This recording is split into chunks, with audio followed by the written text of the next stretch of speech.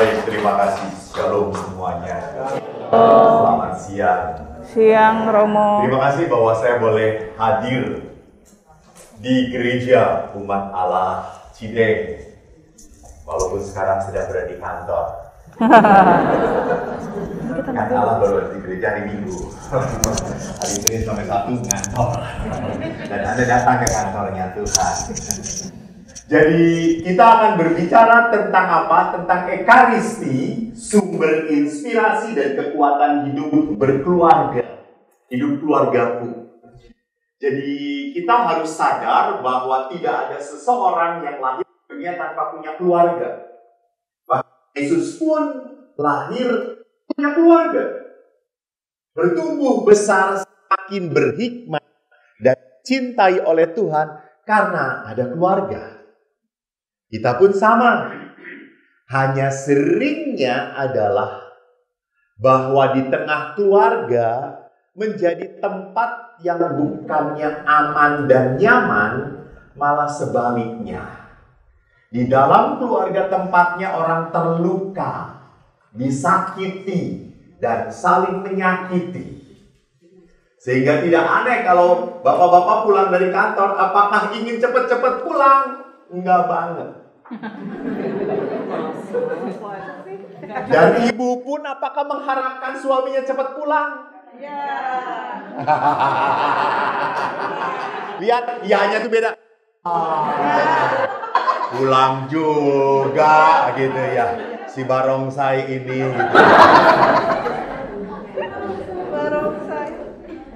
Lihat, kalau tidak salah konon katanya di kamar tidur pun semua asik masing-masing. Pegang, tahu orang-orang berdosa langsung menjawab, belum ngomong aja langsung menjawab gitu ya. Kelihatan ada keluarga ideal, saudara-saudara. Ya, semua sibuk masing-masing, semua punya dunianya. Bahkan seringkali terjadi apa? Bahwa dalam perkawinan, you have your own business and I have my own business. So, kita jangan saling ganggu. Udah, diem. Lu gak ganggu gue juga gak ganggu lu. Lu ganggu gue, ngeri banget. Jadi di mana keluarga itu menjadi sebuah persekutuan hidup bersama. Seringnya masing-masing, seringkali keluarga menjadi sebuah terminal. Hanya untuk datang, tidur, pergi lagi. Dan saya sering mengistilahkan, kalau Anda pergi kerja, baterai Anda sedang hebat-hebatnya. Sedang full of charge, pergi kerja. Anak-anak sekolah juga full of charge, masih hijau. Istri juga, ya ada yang kerja, ada yang juga ngerjain. Ada yang pokoknya kerja juga gitu ya. Tapi seperti apapun bentuknya, semua full baterainya. Pulang ke rumah, suami baterai kering. Apalagi macet. Apalagi habis dimarahin bos. Anak-anak jengkel, begitu banyak tugas yang harus dibawa pulang ke rumah. Ibu jengkel karena apa? Ini piring udah dicuci berkali-kali, masih kotor lagi. Rumah gak ada beresnya. Makanan udah disiapin, gak mau makan. Jengkel. Jadi ke rumah, semua baterainya sedang apa? Kering. Konslet lah. Jadi di rumah akhirnya hal kecil aja bisa menjadi besar. Gitu. Gara-gara apa misalnya? Duduk kesenggol dikit, nyenggol aja. Udah tau gede, tuh lihat kenapa harus senggol-senggol. Padahal suaminya mau mesra-mesraan gitu. Nyenggol dikit. Dan istrinya, gak perlu gitu-gitu banget kali. Itu lihat. Padahal disenggol oleh suaminya. Begitu menderita. Pada saat disenggol oleh pasturnya seneng banget. Dia jadi mari kita luruskan hidup ini gitu ya. Mana yang menyenggol harus emosi dan mana yang tidak emosi. Gitu ya. Mari kita lihat bagaimana keluarga yang ekaristis itu. Saya akan perlihatkan, saya nggak punya ini ya, harus ngomong ya, harus naksek ya. Oh ini, oke, thank you. Nah, Saya pusing. Next. Ya, Ekaristi sumber inspirasi kekuatan hidup berkeluarga saya ambil dari peristiwa Ekaristi, lahirnya Ekaristi di dalam Injil Lukas.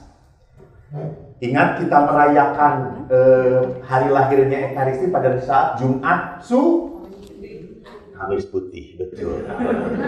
Anda harus cek karena ini saat-saat Roh Kudus hilang dari kepala Anda. Yang ada adalah roh-roh yang gak jelas. Ingatan beberapa. Panitia tolong punya tusuk gigi kan? Dibagikan satu-satu. Taruh di sini. Jadi pada saat Kamis Putih kita merayakan kelahiran Ekaristi. Dan kelahiran Ekaristi jelas sekali dalam satu ayat ini. Ia mengambil roti. Siapa ia itu? Yesus. Bukan Tuhan, Yesus.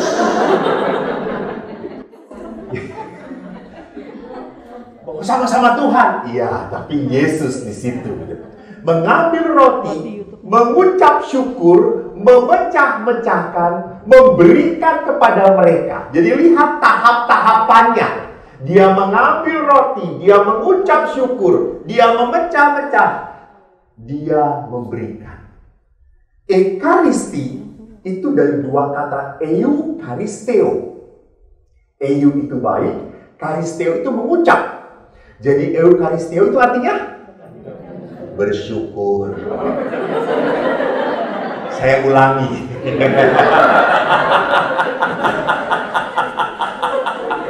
Lihat kan, udah nggak jelas kan? Jadi eu itu baik, ekaristeo itu mengucapkan, mengatakan. Jadi eukaristeo artinya, oh ya, jangan pegang. Maksudnya nanti gua ketagihan gitu. Bukan muhrimnya gitu ya. Thank you. Nggak jelas kok. Ini sekarang jelas saya ngomongnya. Oke, thank you. Lebih jelas. Oh, dari tadi saya jelas di sini. Mengucap syukur. Nah, lihat dan dikatakan apa? Inilah tubuhku yang diserahkan bagimu. Perbuatlah ini menjadi peringatan akan aku. Pernah suatu saat ada anak SD. Dia komuni pertama, les komuni pertama. Rajin banget. Saya lihat dia. Setelah mendapatkan komuni pertama, dia pun begitu khusyuknya menyambut tubuh Kristus. Setelah komuni dia lari ke belakang ke sakristi ketemu saya. Terus saya, gimana? Sudah menyambut tubuh Kristus? Jawaban dia apa? Biasa aja. Emangnya mau seperti apa? Jadi dia pikir itu hosting kayak McDonald atau Pizza Hut gitu ya.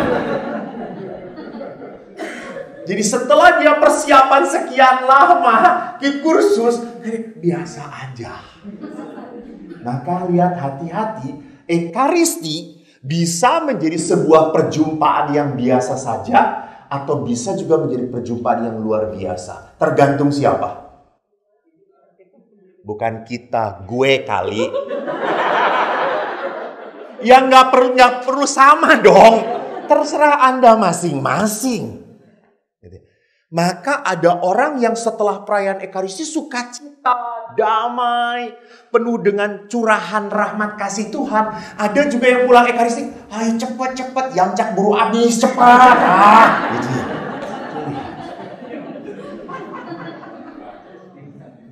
Jadi perhatikan bahwa perjumpaan dengan Allah itu tergantung hati kitanya.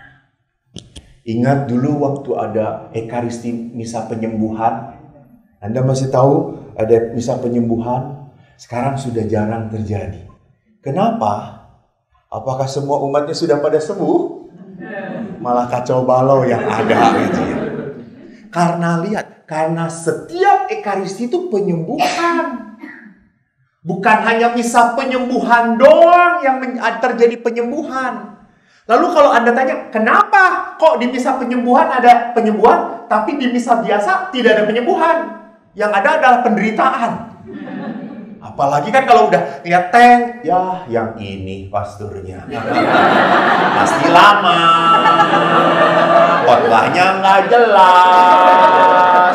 Tidur yuk. Yuk.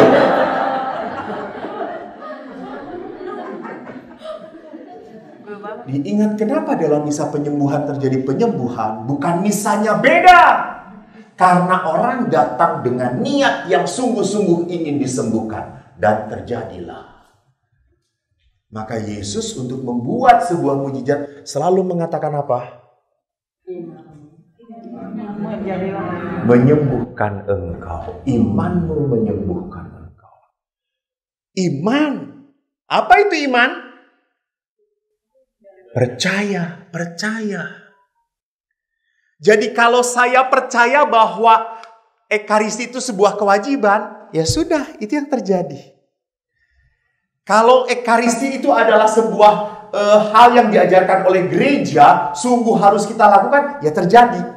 Tetapi kalau Anda mengimani Ekaristi itu adalah saat kita bertemu Tuhan, menyantap Tuhan, and you will get it. Kita akan mengalaminya. Sehingga kalau komunikan ada orang-orang yang berbeda. Ada yang terima asal-asalan. Sampai beberapa juga, tubuh Kristus. Dijawabnya,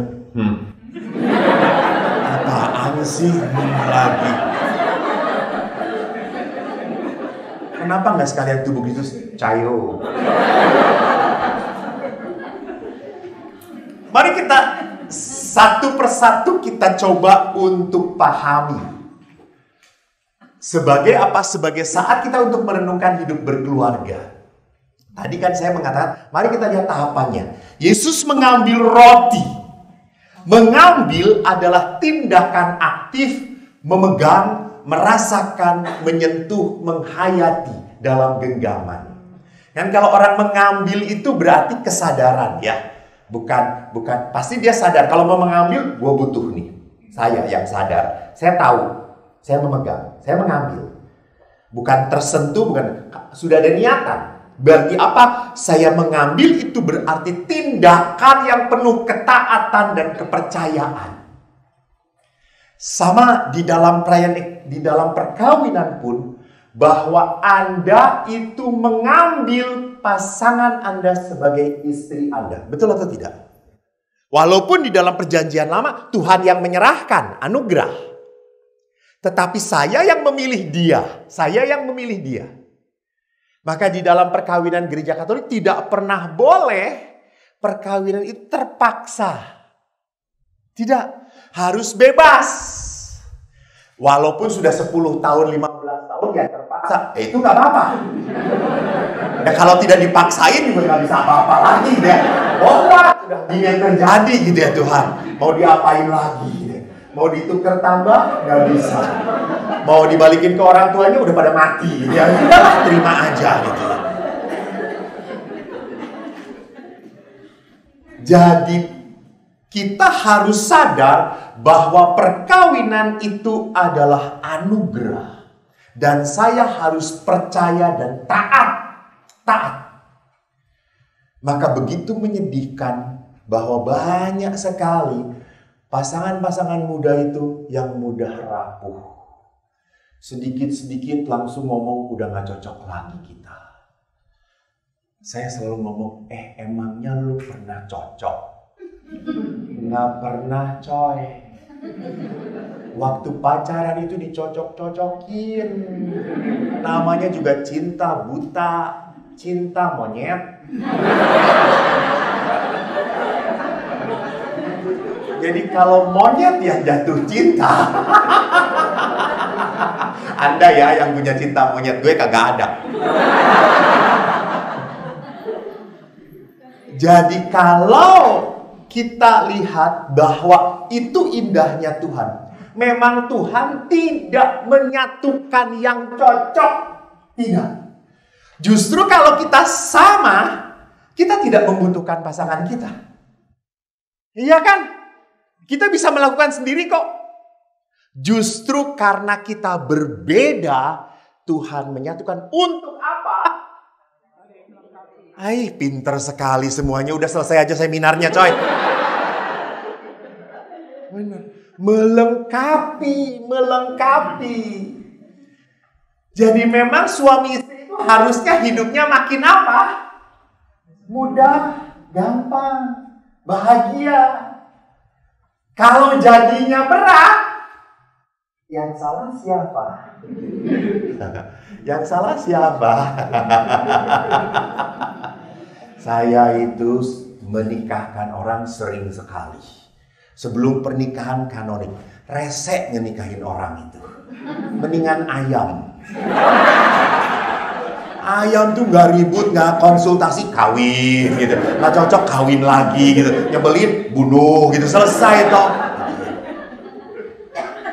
Ini manusia selalu banyak masalahnya.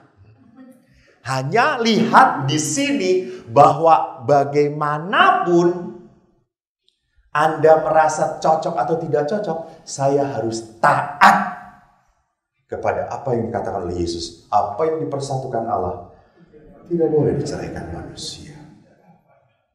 Taat. Jadi hidup kita karena ketaatan pada Tuhan. Karena apa kita taat? Karena kita percaya. Ketaatan itu membawa berkat, saudara-saudara. Membawa berkat. Emangnya kalau dia sudah banyak tengkar terus, sudah menikah, sudah cocok, sudah diberkatin, sudah bebas mau, lalu kalau setelah pisah menikah dengan yang lain, akan cocok lagi? Ya enggak lah. Enggak. Selalu akan ada masalah-masalah gitu. Dan paling menyedihkannya, kalau saya kanonik, laki perempuan, kan kelihatan banget mereka tuh ingin kawin banget. Bahkan kalau saya mengatakan, yuk kita pernikahan sekarang, yuk langsung yuk gitu ya. Mau sekarang juga. Kelihatannya baterainya sudah gede banget gitu ya. Terus kan suka saya tanya gitu, pasangan laki, pasangan perempuan, hei calon, kamu calon suami, calon istri. Ya betul Romo, bahagia nggak? Bahagia banget, BGT. Terus saya tanya berapa persen? 100% sampai mentok Romo. Oh ya betul Romo. Nanti ya kalau dalam perkawinan kamu, kalau kamu konflik, berkelahi, jengkel, siapa yang harus minta maaf duluan? Anda tahu perempuan, apa yang dilakukan oleh perempuan? Dia nunjuk suaminya. Dan apa yang dilakukan oleh suami? Saya tanya, kenapa? Emang sudah takdir. Suami, laki-laki dimanapun selalu salah di mata istri Romo. Ya sudahlah. Diperhatikan di sini, lihat. Begitu mudahnya sebelum menikah semua mengalah. Semua mengalah sebelum menikah. Namanya iklan selalu bagus saudara-saudara. Itu seperti asuransi gitu. Tapi nanti pada saat klaim, walah susahnya, ampun. Oh ada agen asuransi. Bertobatlah saudara-saudara.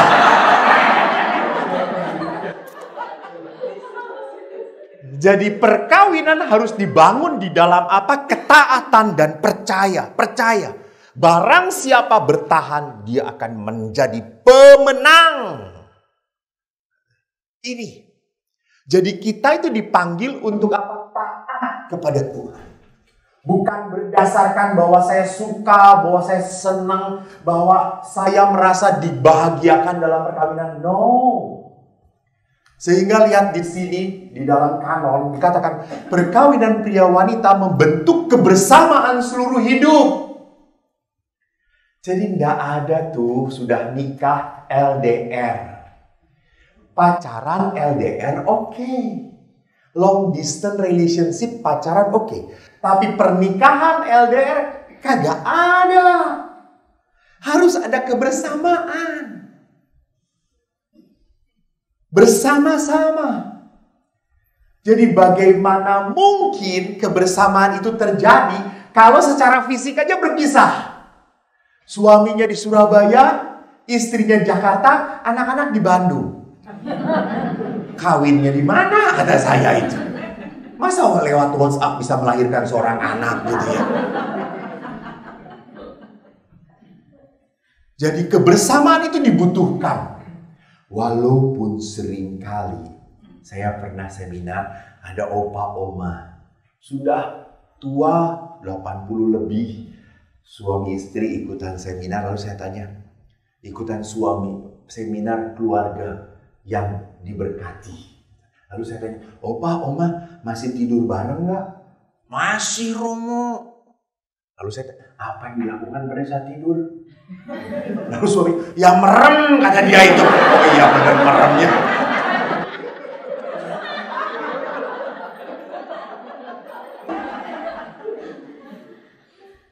Jadi lihat, kebersamaan itu tidak bisa dihindari dalam sebuah perkawinan. Jadi kebersamaan ini membangun apa? Kesejahteraan. Ingat, kesejahteraan itu jangan diterjemahkan sebagai kebahagiaan. No. Karena di dalam hidup bersama itu belum tentu bahagia. Jangan jadi ukuran bahagia. Ini yang menyebabkan apa? Ini yang menyebabkan akhirnya perkawinan banyak pecah karena kebahagiaan. No. Kesejahteraan itu artinya kebaikan bersama. Kalau kebahagiaan kan bisa up and down. Dia datang bawa gaji banyak. Mas, I love you, Ulma. Mau buka apa gitu ya. Open 24 hour. Tapi kalau gajinya pas-pasan, sorry, close. No, bukan kebahagiaan, kesejahteraan itu. Kesejahteraan itu berarti apa? Kebaikan bersama. Kebaikan. Bukan hanya kebaikan saya, bukan hanya kebaikan kamu, tetapi juga kebaikan kita. You, me, and our children. Itu. Jadi di dalam perkawinan kita tidak pernah bisa berpikir hanya untuk saya. Maka memang ada orang-orang tertentu yang tidak mampu menikah. Bisa menikah, tapi tidak mampu menikah.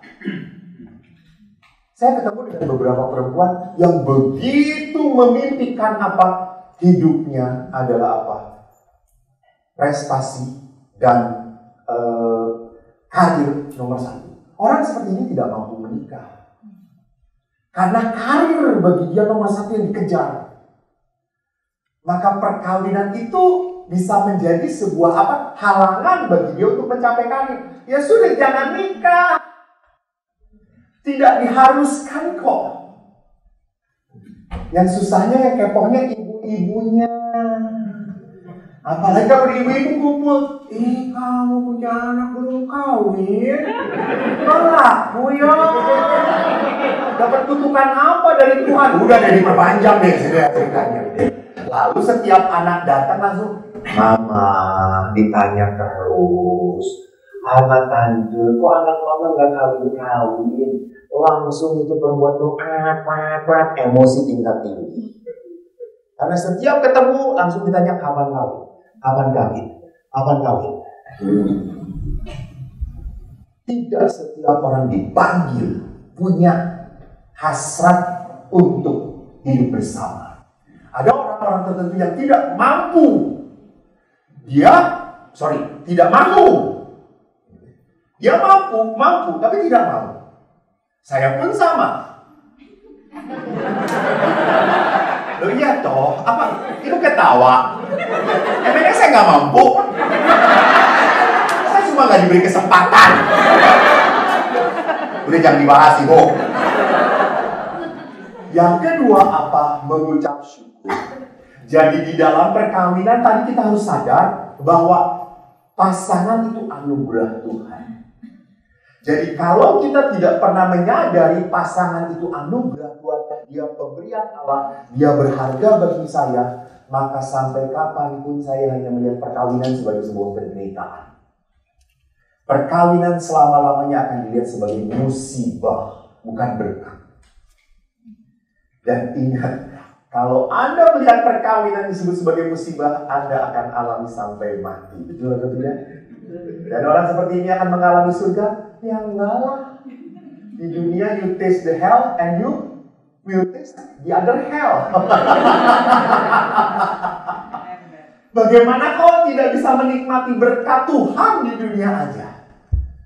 Maka saya sebagai imam saya sangat menikmati hidup imamat saya. Jadi perhatikan di sini, pada saat kita sadar bahwa kita dipanggil dan diberi anugerah dalam hidup berkeluarga, bersamalah, genggamlah, nikmatilah. Jangan terlalu banyak komplain tentang pasangan Anda. Nanti diperlihatkan di belakang juga. Kalau Anda terganggu dengan ngorok, nanti suatu saat ngorok itu akan hilang selama-lamanya. Apa yang diberikan oleh Tuhan suatu saat akan pergi dari hidup. Maka sebelum pergi, sebelum diambil, nikmati, jangan dihabisi. Nikmati. Jadi namanya anugerah itu pemberian, ada saatnya. Maka sama, ada saatnya Anda sehat, lakukan.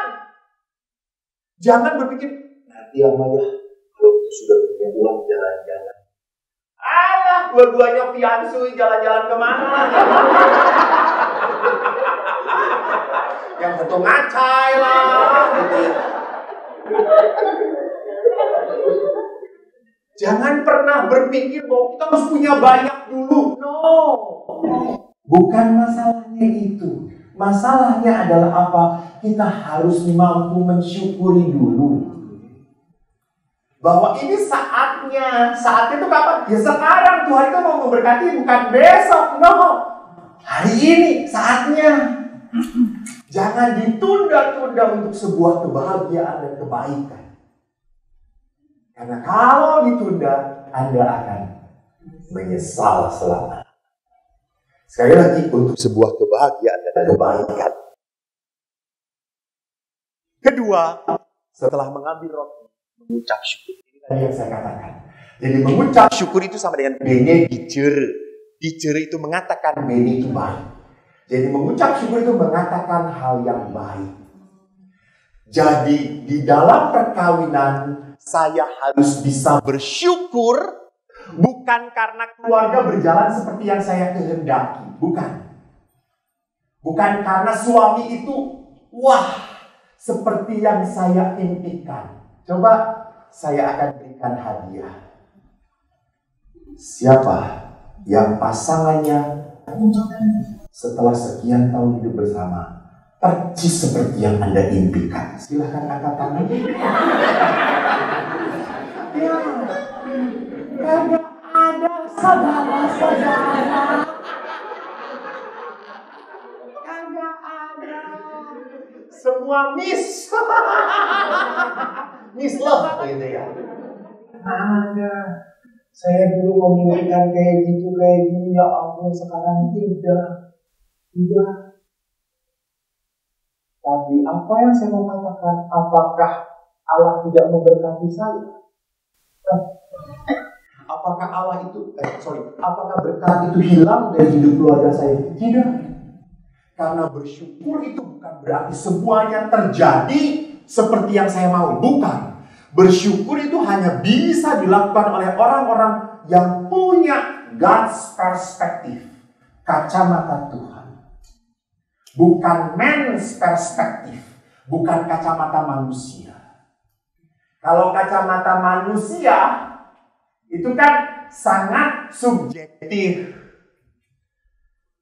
Lihat kan, Yesus aja orang begitu baik, suci. Apakah semua orang-orang suka pada Yesus? Akur pada Yesus? Mencintai Yesus? Tidak. Orang yang kayak gitu aja. Kualitasnya kualitas Tuhan? Tidak. Apalagi kita. Jadi kalau orang bisa bersyukur, orang adalah apa? Adalah orang yang mengedepankan Tuhan daripada semua perasaan. Jadi kita selalu mengedepankan perasaan dan permasalahan, baru Tuhan di belakang. Salah. Depankan Tuhan dahulu, biarkan permasalahan dan kekecewaan ini di belakang kita. Tuhan dahulu. Karena siapa yang berjalan di dalam Tuhan, bersama Tuhan, maka akan dikuatkan. Dia akan menemukan apa? Maksud dan rancangan Tuhan. God's perspective, bukan man's perspective. Kacamata Tuhan yang dia pakai. Karena apa? Tidak ada satu manusia pun di dunia ini yang dilupakan oleh Tuhan. Walaupun ada orang yang mengatakan, kok hidup saya ini sial terus ya Romo, penuh penderitaan terus. Kenapa? Karena Anda hanya memikirkan penderitaan Anda saja. Anda pikir, kalau kita menderita, kita selalu berpikir bahwa penderitaan kita yang paling berat. Betul atau tidak? Betul? Anda belum menjadi anak-anak yang diselamatkan, saudara-saudara. Kenapa sampai kita berpikir seperti itu? Karena kita tidak mau melihat orang-orang lain. Bahwa mereka pun masih menderita, tetapi mereka masih bisa bertahan dan masih punya semangat kehidupan. Jadi perhatikan di sini, bersyukur sekali lagi bukan karena semua yang kita inginkan diberi oleh Tuhan, bukan. Tetapi karena apa? Karena kita pandai melihat bahwa Allah bekerja di dalam setiap peristiwa kehidupan. Maka di dalam refleksi yang kedua, beranikah kita mengakui kelebihan pasangan kita? Mencari hal yang positif. Anda pernah ingat suatu saat, ini kita bisa layar bunyi doang, bisa nggak? Bisa kayak gini. Misalnya, ini layar putih. Pernah seorang dosen, ada layar putih, kan whiteboard zaman dahulu kan. Lalu dia bawa spidol, lalu dia buat bulatan. Lalu dia tanya kepada anak-anak, apa yang kalian lihat? Anak-anak, titik hitam. Hampir semua mengatakan titik hitam. Hanya satu orang yang mengatakan papan putih. Itu berarti apa? Kita manusia cenderungnya lebih tertarik pada melihat titik hitamnya daripada papan yang putihnya. Kita lebih tertarik melihat hal-hal yang negatif ya, daripada melihat apa? Begitu banyak berkatnya. Coba kalau saya tanya, di dalam hidup Anda, lebih banyak berkat atau penderitaan yang Anda hadapi? Yang Anda terima?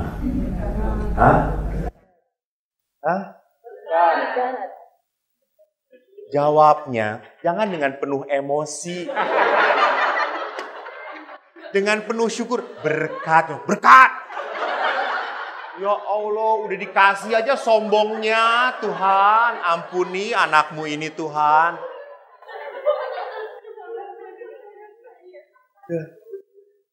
Jadi Allah itu banyak memberi berkat kepada kita. Musibah itu datangnya tidak setiap hari. Tetapi kenapa kita kok hanya terpancing pada apa? Pada musibah itu, pada sakit itu, pada kekecewaan itu. Man's perspective.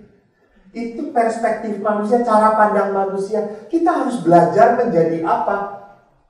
God's image, citra Allah. Kalau kita citra Allah, kita pun harus belajar melihat seperti Tuhan melihat. Maka belajar mengakui kelebihan pasangan. Lihat lagi. Jangan mencari-cari kelemahan pasangan. Sudah cukup banyak. Anda punya litani kelemahan pasangan gitu ya. Dia tidak sabaran. Kasihanilah dia gitu. Dia nyebelin. Kasihanilah dia. Dia suka keluar malam. Bunuhlah dia.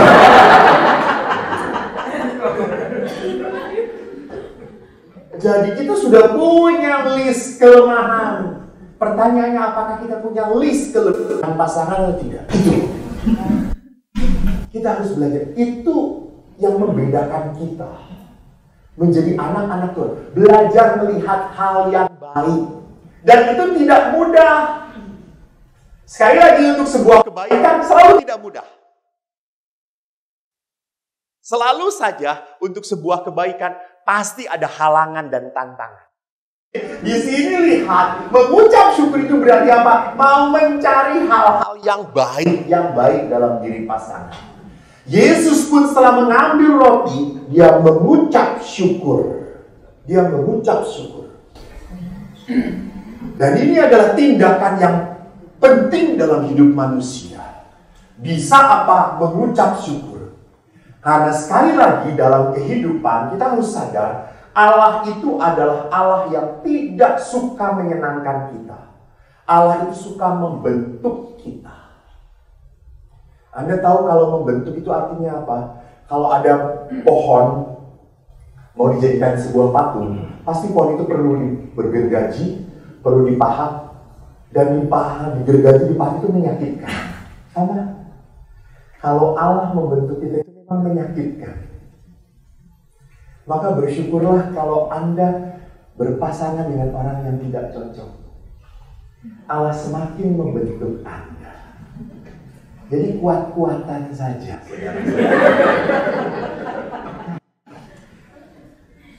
Jadi Allah sedang membentuk saya. Jadi kalau Anda itu jengkel banget dengan istri Anda harus bersyukur Tuhan. Terima kasih. Istri saya benar-benar nyebelin. Terima kasih atas istri yang nyebelin Tuhan. Karena saya belajar sabar. Jadi kalau nunggu bus nggak datang-datang, Allah lebih berat sabar pada istri saya. Yang ketiga, setelah Yesus mengucap syukur, lalu apa dia? Memecah-mecahkan. Memecah-mecahkan. Apa artinya? Setiap kali kita berhadapan dengan keterpecahan diri kita menghadapi kesepian, kesendirian. Kadang-kadang walaupun kita hidup berkeluarga, tapi cukup banyak suami istri yang merasa kesepian. Apalagi beberapa suami istri pernah WA kepada saya, Romo, setelah anak-anak besar, mereka pergi kawin dan saya harus berdua lagi dengan suaminya. Aduh, ampun, kuat nggak saya ya Romo? Ya Allah, kan lu yang kawin, kata saya. Kok nanyanya ke gue? Gue ngasih apa ke kamu gitu? Jadi perhatikan, aneh banget gitu. Jadi lihat di sini bahwa di dalam kehidupan perkawinan banyak hal yang membuat kita kecewa. Banyak peristiwa yang membuat kita sedih. Tidak hanya dengan pasangan, tapi juga bisa jadi dengan anak-anak. Setelah anak-anak dibesarkan, dididik, disekolahkan, sampai utang-utang sekolah juga. Nggak tahu. Apalagi kalau anak-anaknya laki-laki semuanya. Sudah ngelupain bapak ibunya. Karena bukan tidak ingat, bukan. Dikuasai oleh istrinya. Kan mau datang kepada, gue mau lihat mama papa. Apa? Lihat mama papa terus gue diam di rumah. Iya, nggak jadi lah. Jadi perhatikan, itu pun kecewa. Beberapa bapak ibu juga sama, anak-anak yang sudah tidak mau menyapa lagi, sibuk sendiri gitu. Merasa baru kalau nyapanya kalau butuh duit. Baiknya kalau jatah. Tapi kalau nggak ada maksud apa-apa, susah banget. Apalagi anak-anak sekarang itu, lucu, saya pernah ditanya. Dulu waktu saya kecil, kalau saya didiamkan oleh orang tua, menderita banget. Betul atau tidak? Kita satu angkatan, atau walaupun tidak satu umur. Beda. Ibu kan lebih muda, saya lebih tua. Jadi perhatikan waktu kita didiamkan oleh orang tua, saya langsung nggak suka gitu. Apa salah saya? Gitu. Aduh, gimana ini gitu memperbaiki. Tapi anak-anak sekarang kalau ditanya, kalau kamu didiamin orang tua bagaimana? Biasa aja. Nanti juga mama ngomong sendiri lagi.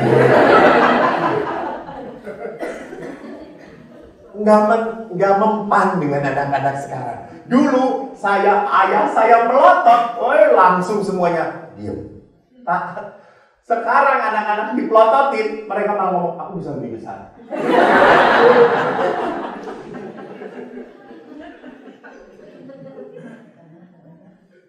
Jadi lihat di sini, seringkali juga ada hal-hal yang tidak sesuai dengan hati saya.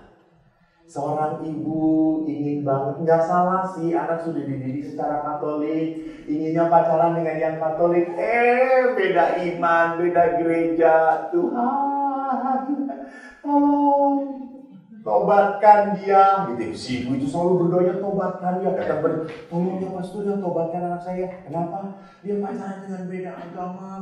Bu, yang harus tobat ibu. Bukan dia, orangnya mau kawin dia kok, gitu. Oh ibu yang harus bingungnya. Lihat, seolah-olah apa yang kita harapkan, apa yang kita inginkan harus terjadi. You are not God. Ada seorang istri yang mengeluh pada Romo, saya jengkel banget, saya dikhianati oleh suami saya. Dia pergi dengan wanita lain, Romo. Saya marah sekali. Apa yang harus saya lakukan, Romo? Bu, ampuni. Bagaimana mungkin bisa mengampuni, Romo? Ini sudah berkali-kali, Romo. Bu, panjang lagi. Lalu dia, apa yang saya lakukan? Ampuni. Kenapa saya harus mengampuni? Saya ambil salib. Nih, ibu pengikut Yesus. Iya, Romo. Ya seperti ini. Salah sendiri ngikutin Yesus. Yang diikutin aja disalib, apalagi elu. Benar atau tidak? Benar? Ya. Yang diikutin aja disalib, apalagi gue, gitu. Ya harus ngikut. Jadi perhatikan di sini bahwa cinta itu memang harus sampai pada sebuah salib. Di situ letak kemurnian dari cinta. Jadi kemurnian cinta itu pada saat apa? Setia di saat orang yang kita cintai tidak layak dan tidak patut dicintai. Itu baru keren. Kalau mencintai orang yang menyenangkan, it's easy, you know. Tetapi kalau mencintai pengkhianat, berikan setiap hari 1 sendok racun. Itu bukan ajaran Pastor Eko, itu ajaran Yudas Iskariot. Saya inginnya marah, saya inginnya jengkel kalau ngikuti perasaan saya. But you must follow Christ. Not follow your feeling. Jadi Anda itu sampai mati terus dibentuk oleh Tuhan. Belum selesai. Emangnya kalau udah perkawinan lama jadi opa-oma, wih cintanya sudah selesai? Belum beres. Nanti kalau sudah di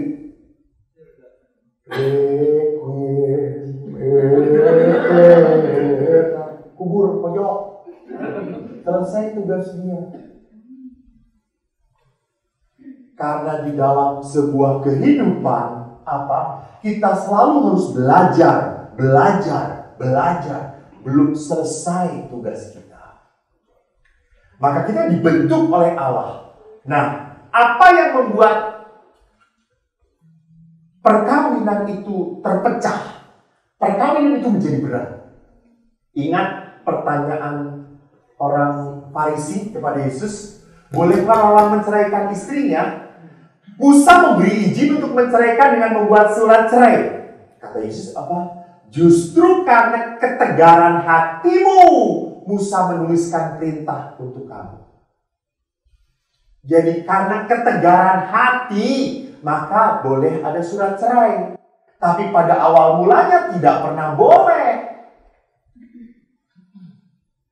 Nah, ketegaran hati itu apa? Kekerasan hati itu. Ingat, kekerasan hati itu artinya apa? Konflik, kecewa, jengkel, dan tidak diselesaikan. Akhirnya terus dipendem. Dan lama-lama apa? Meledak. Jadi kalau suami dan istri diem, itu bukan berarti masalah selesai. Nah, dia sedang memendam. Suatu saat meledak. Jadi sini lihat. Jadi kenapa kok konflik itu terjadi? Konflik itu terjadi pada saat kita salah paham. Dan kalau konflik itu tidak dibereskan, sekali lagi akan menjadi sumber saling menyakiti. Jadi pasangan suami istri bisa terjadi diam-diam saling menyakiti. Entah dengan diam, entah dengan kata-kata, atau dengan kekerasan. Tapi jangan pernah lupa Carl Jung mengatakan konflik itu menciptakan api cinta dan emosi. Dan seperti yang lainnya, konflik itu punya dua aspek. Bisa membakar, bisa membuat kita kacau, tapi juga membuat terang. Karena apa? Dengan konflik kita bisa mengerti apa yang dia gak suka dan apa yang dia harapkan. Betul atau tidak? Kan dengan konflik saya tahu, oh dia gak suka kalau gue ngomong kayak gitu. Dia tersinggung. Oke, gue gak akan ngomong. Salah satunya, Lainnya tidak suka disebut gendut. Walaupun betul pada dasarnya gemuk. Jadi perhatikan bahwa saya tahu kalau tahu pasangan tidak menyukai, jangan diteruskan. Kita harus menghargai perasaan dia. Kita harus menghargai pasangan kita. Sama sekarang Bapak naik mobil ke gereja sendiri. Terus tiba-tiba di jalan ada tetangga Katolik, janda. Sama-sama pulangnya ke arah yang sama. Naikin atau tidak? Di mobil. Suruh ikut di mobil. Anda sendirian? Ya. Nggak apa-apa. Duduk di belakang kok. Istri nggak akan pikiran seperti itu. Lu ya.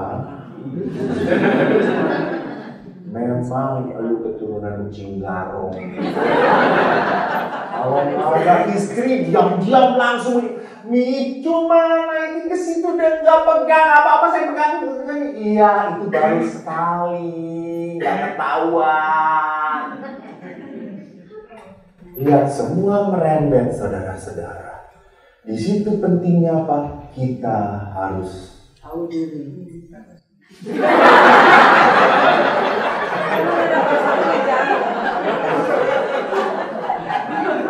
Ibu kalau nggak tahu diri, ibu lupa nama ibu siapa. Bukan tahu diri, kita harus menghargai perasaan pasangan. Menghargai perasaan pasangan. Bukan tahu diri. Saya tahu diri Pastor Eko. Tapi kalau saya tiba-tiba boncengin ada OMK, mau bonceng perempuan, saya mengatakan, carilah bonceng yang lain. Kalau diboncengin pasti pakai triplek sama saya di sini.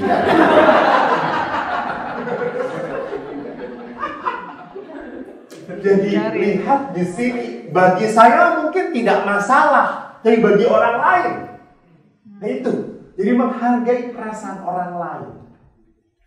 Maka konflik itu sekali lagi baik-baik. Sehingga saya tahu apa yang dia mau dan apa yang dia tidak mau. Maka perlu untuk melawan kelemahan manusiawi kita. Salah satunya adalah tidak bisa dipindah-pindahkan. Habis baterai. Bener, next. Ya. Next saja, next. Nah ini.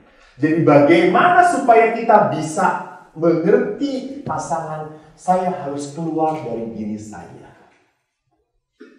Bukan, menurut saya nggak apa-apa, nggak masalah. Iya, bagi kita nggak masalah. Tapi bagi dia, bagaimana? Maka di sini pentingnya kita harus mengerti apa yang dia maui, apa yang dia tidak maui. Apa yang dia harapkan, apa yang dia tidak kehendaki. Jadi syarat mutlak dari sebuah merasakan kerahiman Tuhan, merasakan berkat Tuhan, bahwa perkawinan itu sebuah berkat, kalau ada apa? Pertobatan. Dan pertobatan itu hanya terjadi lewat apa? Pengampunan. Nah tadi kalau saya ulangi lagi, Waktu suami istri konflik, marah-marahan, siapa yang harus duluan minta maaf? Suami. Ampun Tuhan, gue sudah ngasih seminar berhampir 1 jam, tetap suami. Pak, menurut Bapak siapa yang harus minta maaf duluan? Saya. Ya? Saya.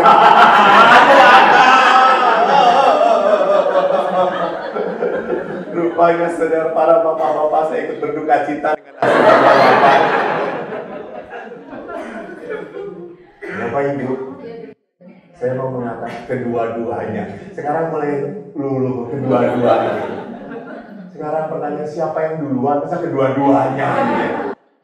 Lalu ada yang ngomong siapa yang salah. Emangnya kalau udah konflik mau ada yang mengakui kesalahan? Gitu. Dia mengatakan, lu yang salah. Bukan gue, gara-gara lu. Gue juga kayak gini gara-gara lu. Lalu semua orang ngomong, kita kayak gini karena Romo yang memberkati kita. Gitu ya. Kayak juga dia. Bener Bu, ibu kurang asem.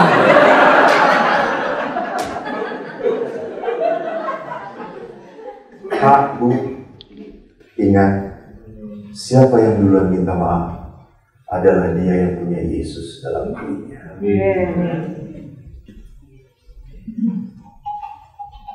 Apa Anda tidak mau minta maaf? Anda belum punya Yesus. Anda dibaptis dalam roh Yudas Iskariot.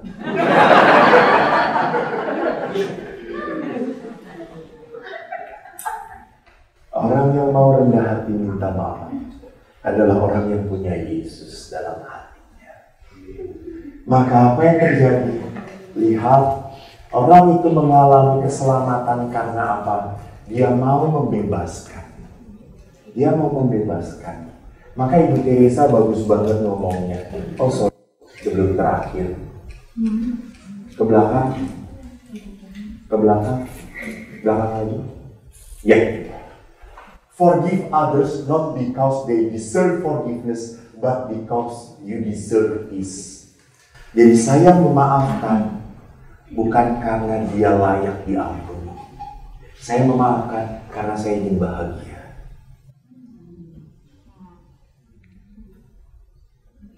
Jadi kalau Anda dikecewakan, orang yang mengecewakan Anda itu tenang-tenang aja loh. Ingat, dan dia happy-happy aja. Anda doakan supaya dia celaka, nggak celaka. Betul atau tidak? Dan Anda semakin tidak bahagia. Itu bodohnya orang menderita. Jadi kita harus bisa membebaskan penderita dengan apa? Memberi maaf dan minta maaf. Jadi saya memberi maaf, melepaskan karena apa? Karena saya ingin bahagia lagi. Saya ingin damai. Saya tidak mau menyimpan sakit itu terus-menerus di sini. Karena kalau menyimpan sakit, maka Tuhan tidak bisa memberkati saya. Amin atau tidak? Kalau orang menyimpan sakit, hatinya penuh dengan luka, bagaimana mungkin Allah bisa memberi berkat? Orang hatinya penuh dengan luka kok. Allah itu bisa memberi berkat kalau hati kita dikosongkan dari hal-hal yang menyakitkan itu. Lepaskan. Bebaskan. Maka Yesus, datanglah padaku kalian semua yang memikul beban berat, aku akan berikan kelegaan padamu. Jadi kita harus datang untuk apa? Melepaskan. Jadi Bapak Ibu kalau Anda menderita, jangan datang ke pastor. Nah, mereka juga menderita. Datang ke Tuhan, melepaskan. Maka saya suka kadang-kadang ada ibu-ibu yang berdoa sampai menangis-nangis di bedamai. Do it, lakukan. Enggak apa-apa. Itu cara kita mengeluh di depan siapa? Bapak kita, Allah kita. Maka kadang-kadang orang yang setelah Ekaristi dia merasa terhanyut dengan Tuhan yang hadir memberi kekuatan. That's good. Feel it. Percayalah bahwa kuasa Tuhan akan bekerja pada engkau. Dan yang terakhir adalah apa? Lihat, setelah kita melepaskan, Setelah Yesus tadi, next.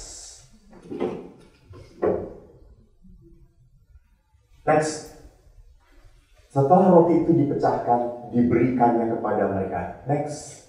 Kebahagiaan kita menjadi penuh pada saat kita bisa memberikan diri kita. Memberikan hidup kita. Jadi kita itu bisa memberkati orang kalau hidup kita damai, hidup kita sukacita. Bisa enggak orang yang penuh dengan kemarahan, kejengkelan, hidupnya penuh merasa dengan begitu banyak masalah, bisa enggak orang ini sukacita dan mudah melayani? Bisa atau tidak ya? Enggak bisa. Enggak bisa. Orang itu harus hidup di dalam sukacita Tuhan, baru dia dapat bisa melayani, menjadi berkat bagi orang lain.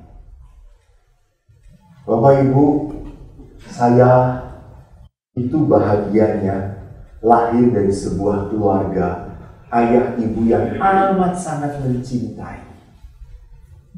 Saya bisa melihat begitu sayangnya ayah pada ibu dan begitu cintanya ibu pada ayah.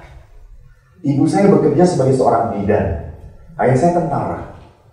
Kalau pulang kerja, ibu itu selalu masak. Kita tidak punya pembantu. Ibu masak dan ibu tahu kalau ayah pulang kerja itu harus disediakan teh hangat, teh tubruk. Beliau buat dan ayah selalu mengatakan, "Le," panggil saya Le, "Tole, Le, teh gawean Mbok mungkin Josh. Enak tenang. Ibu sakit saya buatkan teh." Dia mengatakan, "Tehmu kaya kail." Wah, asem kata saya. Begitu sayangnya itu ayah, edan. Dan ibu tuh kalau membuat apapun ayah selalu bilang enak, dan sayur ibu tuh selalu bayam. Jadi bayam bau enak kita mau bayam aja enaknya kayak gitu banget sih. He know how to appreciate his wife. Dan hebatnya juga apa? Ayah kalau pulang kerja bukan ayah yang diam. Nah, ayah ikut sibuk. Ayah ikut kerja. Dia nggak langsung minta dilayani, enggak. Dia juga mau capek. Dia pel, dia cuci piring, dia segala-galanya. Bahkan pada saat tahu ibu sakit, ayah berkata, "Bu, ibu istirahat. Saya bereskan semuanya." Dan pernah ibu masuk rumah sakit, ayah yang menyediakan makanan apa? Nasi goreng. Rasanya asin. Semua garam segede-gede gini, saudara-saudara. Sampai setelah hari ke-4 kalau masalah kita nengok ibu, cepat sembuh, Bu. Ibu gak sembuh-sembuh, anakmu mati semuanya. Kenapa, Nak? Itu nasi goreng gerundung-gerundung garam. Terus ibu saya, "Kamu makan?" "Ya, enggak ada apa-apa lagi. Karena cuma itu aja." Lah masa teman-teman itu kan nasi goreng yang dibutuh telur, kita ngemutnya garam. Manis-manis gitu.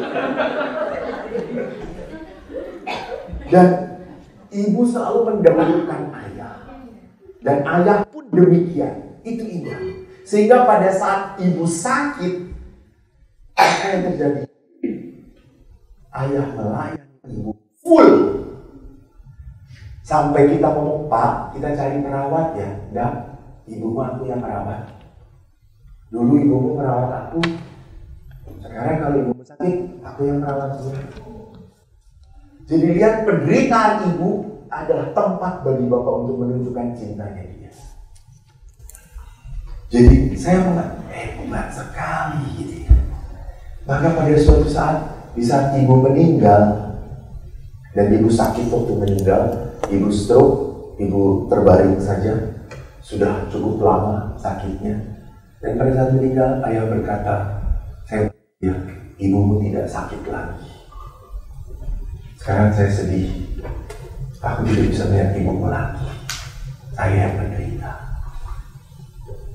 Sampai setelah 1 tahun, Saya mau misa ibu, saya tanya, Pak, kita misa. Kok saya sekarang bangun suka sedih? Kenapa? Saya kalau bangun, lihat kiri kanan, udah gak ada ibu kamu lagi ya. Untuk apa saya hidupnya kalau gak ada ibu kamu lagi?